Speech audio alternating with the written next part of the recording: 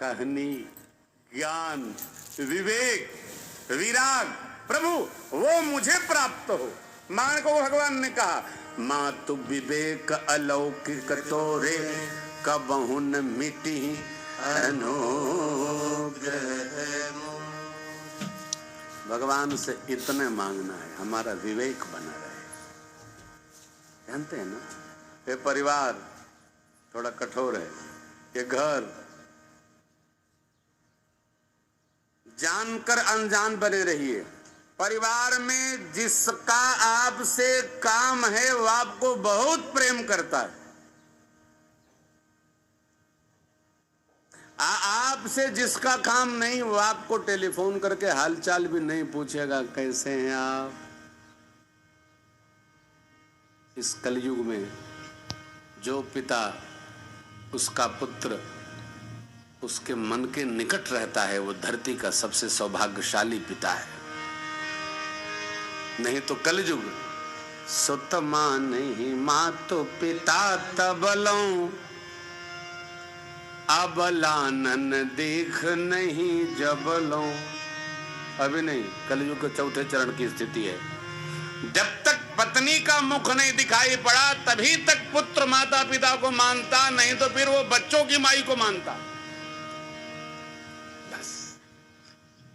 लेकिन जो पिता उनका पुत्र अनुकूल रहता है वो सौभाग्यशाली पिता है। भगवान को बारंबार धन्यवाद करना चाहिए, प्रभु आपने दिया। लेकिन ऐसी स्थिति भगवान ने बना रखी है कि जो संतान अनुकूल होती है उस पर पिता सबसे अधिक नाराज रहता है। ये भी उसकी रचना है साहब। क्यों? ये बेकार है। और जो बेकार वाले हैं उनकी जीवन भर सेवा करता है, ये बहुत अच्छा है, कुछ नहीं कहता। क्यों? वो केवल लेता रहता है। एक आदमी का नहीं, पूरी दुनिया किसका किसका लेवे नाव, कंबल ओढ़े पूरा गांव। पूरी धरती ऐसे पटी पड़ी है साहब। आप देखिए ना, नारद जी ने भगवान से पूछा, हे प्रभु आप किसको अधिक अपना भक्त मानते, किस पर आपका प्रेम है? नारद जी ने पूछा, भगवान ने कहा, धरती पर दो जीव हैं, आपको जगह बता देता हूं, चले जाओ। एक में मेरा बहुत प्रेम है, एक में मेरा कम है। नारद जी जिसको भगवान ने बहुत प्रेमी बताया था उसके द्वार पहले गए, कुएं पर बैठ गए। घर से निकला, देखा कोई बैठा तो नहीं, दिखाई पड़ा तो एक छतरी निकाला। नारद जी बैठे कुएं पर, छतरी ऐसे ओढ़ लिया, नारद जी दिखाई न पड़े। चला गया दुकान पर, नारद जी दिन भर बैठे टकटका गए, भूखे रह गए।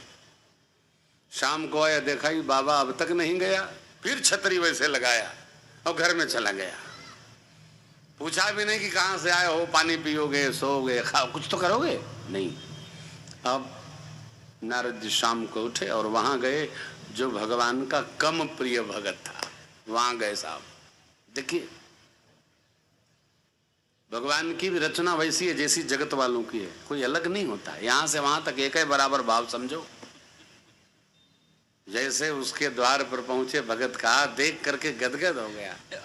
साधु पधारे, आहा, बाल्टी का जल भरा, कुएं पर बिठाया और परात में, थाल में, बड़ी वाली थाल में, जैसे चरण धोते हैं ना, मध्य प्रदेश में लोग पांव बहुत धोते हैं, हाँ पांव पखारा। संत पधारे, पत्नी आई उनकी, हवा करने लगी। महाराज क्या लेंगे, ठंडा गरम, और बड़ी सेवा, भोजन। नारद जी को ये होश नहीं कि यहाँ क्या हो रहा है, ये सोच रहे थे जिसने पानी नहीं पूछा वो पक्का भगत है, जो सेवा कर रहा है वो कच्चा भगत है। भगवान सठी आ गए, कहा क्या हो गया है, समझ में नहीं आ रहा है। ठाकुर जी ने उल्टा तो नहीं बताया।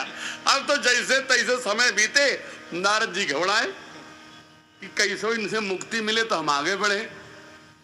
सेवा करके भोजन भार, ओ साधु गृहस्थ जो है पांव दबाने लगा साहब। भगवान नारद जी देवर्षि सो गए, सब सो गए तो नारद जी उठ करके चल दिए, चैन नहीं। वहां गए, नारायण नारायण प्रभु कहिए देवर्षि। भगवान तो मुस्कुराते रहते हैं, भगवान को कुछ होता नहीं, मुस्कुराते रहते।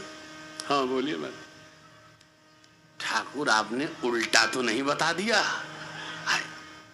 क्या भैया देवर्षि? अरे जिसको आपने प्रिय बताया वो तो छतरी लगा के निकला, मेरे को देखा भी नहीं, शाम को आया घर में घुस गया, देखा भी नहीं। और जो कच्चा भगत आपने बताया उसने तो बड़ी सेवा की प्रभु, क्या कहे। कुछ नहीं था, ये मंगाया वो लाया, ये खिलाया, भोजन के बाद गरम दूध बढ़िया बॉर्नवीटा डालकर देवर्षि बताए, ठाकुर मुस्कुराए, प्रभु भूल तो नहीं हो गई? है? भगवान ने कहा देवर्षि नहीं, हमने आपको एकदम उचित बताया था, कोई भूल नहीं। इतनी बात हमारे आपके काम की है। देवर्षि जिसने आपको पानी नहीं पूछा, स्वागत नहीं किया, पक्का भगत, क्यों? सब वो अपने करता है, उसके लिए हमको कुछ नहीं करना पड़ता है। तो जिसके घर आप बाद में गए उसके यहाँ हमको बड़ी चिंता करनी पड़ती है। कोई आ गया तो खाने की व्यवस्था करनी पड़ती है, खा लिया तो दूध की व्यवस्था करनी पड़ती है। क्यों?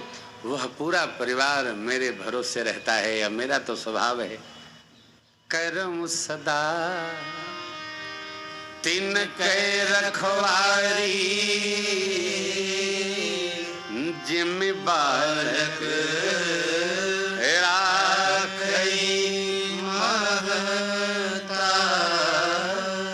उसको केवल मेरा भरोसा, इसलिए हम 24 घंटे उसके पास ही रहकर उसकी पूरी चिंता करते हैं।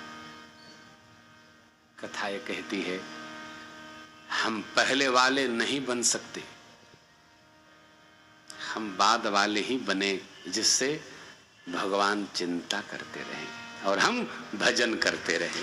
अरे यही तो बात है, भजन भजन इसलिए करो भाई, क्यों? अरे क्योंकि चली जा रही है उम्र धीरे, चली जा रही है उम्र धीरे धीरे, चली जा रही है उम्र धीरे धीरे, चली जा रही है उम्र धीरे धीरे, पल पल यो वाठो पहर धीरे धीरे, पल पल यो वाठो पहर धीरे धीरे।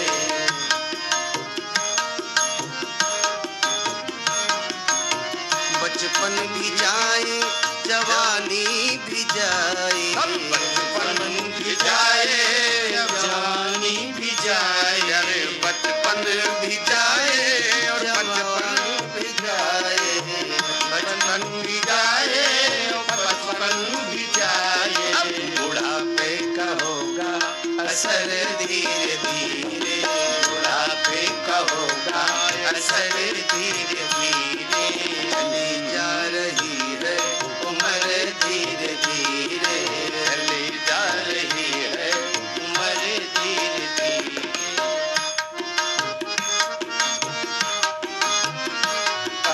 तेरे हाथ पाँव में बल न रहेगा, तेरे हाथ पाँव में बल न रहेगा, तेरे हाथ पाँव में बल न रहेगा, तेरे हाथ पाँव में बल न रहेगा, झुकेगी तुम्हारी कमर धीरे धीरे, झुकेगी तुम्हारी कमर धीरे धीरे। देखिए उसकी कितनी बड़ी व्यवस्था है। आदमी जो बहुत लंबा होता है उसको बड़ा गुमान होता है हम बहुत लंबे हैं, जो छोटा होता है ठगना होता है, उसको लगता है बताओ ये तो हमारे ताड़ जैसे इतना बड़ा आदमी है, मैं भी बड़ा होता तो कितना अच्छा होता ना। जो जितना लंबा होता है वो उतना झुकता है। ठगना आदमी कहां से झुकेगा भैया? छोटे आदमी की कमर नहीं झुकती, लेकिन बड़े आदमी की कमर अब अमित जी अपने वही वृद्धावस्था में बेचारे कंट्रोल किए हैं तो सब चल रहा है। बुढ़ापा जैसे जैसे आएगी शरीर झुकेगा, जो जितना लंबा होता है वो उतना झुकता है। इसलिए कथा कहती झुकेगी तुम्हारी कमर धीरे